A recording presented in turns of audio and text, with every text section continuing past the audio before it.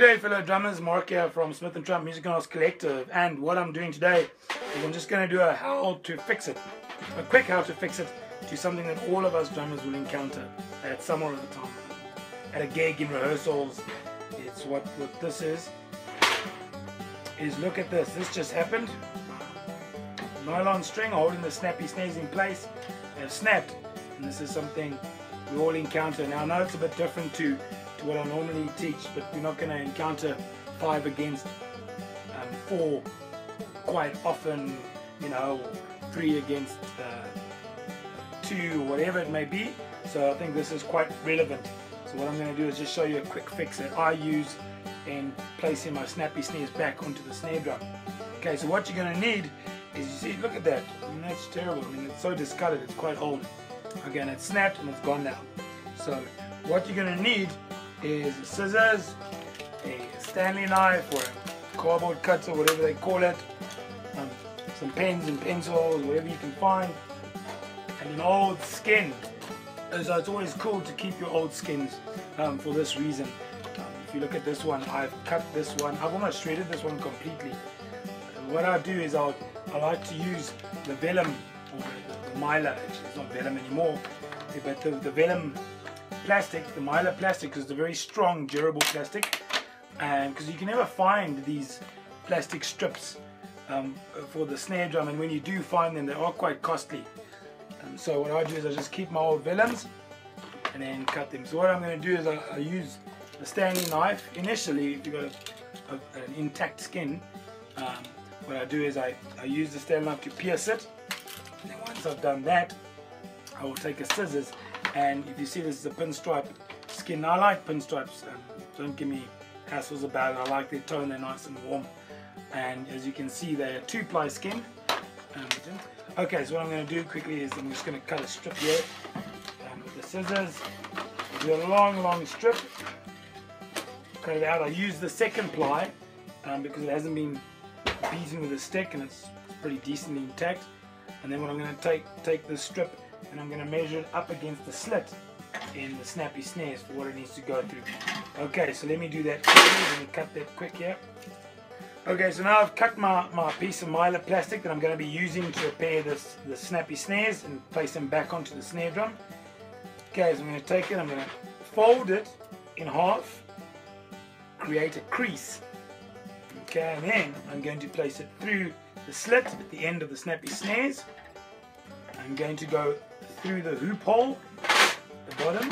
See, there's a hoop hole. I'm going to go through there, and then I'm going to bring the mylar plastic and place it through the butt. So do that quickly. Okay, so there it is through the snare butt. I'm just going to tighten the lugs. I'm not going to pull on it or anything. As you can see, I'm just placing at the moment. Placing it through, tightening my lugs.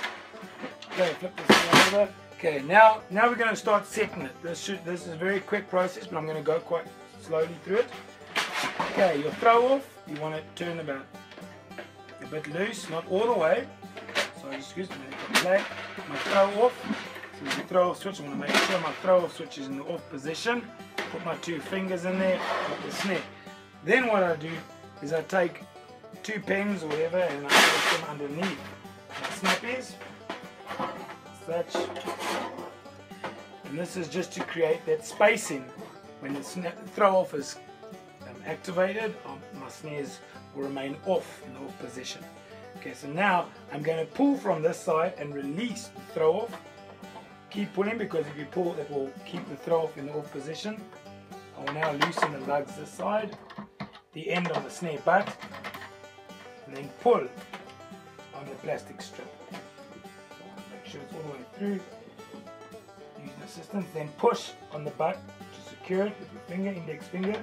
I'm going to place a bit of pressure on there. You don't need to use pliers or anything, just your own strength should suffice. There we go. And now it should be ready. I'm going to turn it. When you touch it, you should hear no snares. And when you put your snare throw back on, here we go. And that's how you do it. Very quick, very simple. When it's back on, it will hold this mylar plastic from the skin. It lasts for a long time. just as the plastic strips that come that you can buy at any music store. So keep your old skins.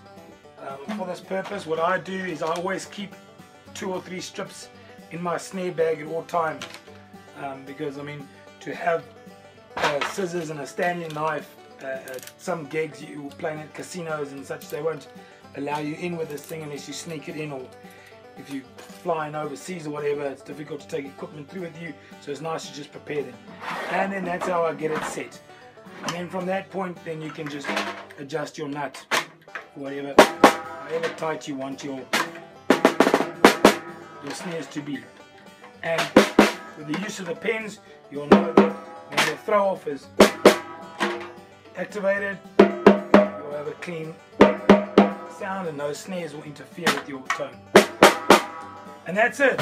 Thanks, I hope this video helps and have a cool week.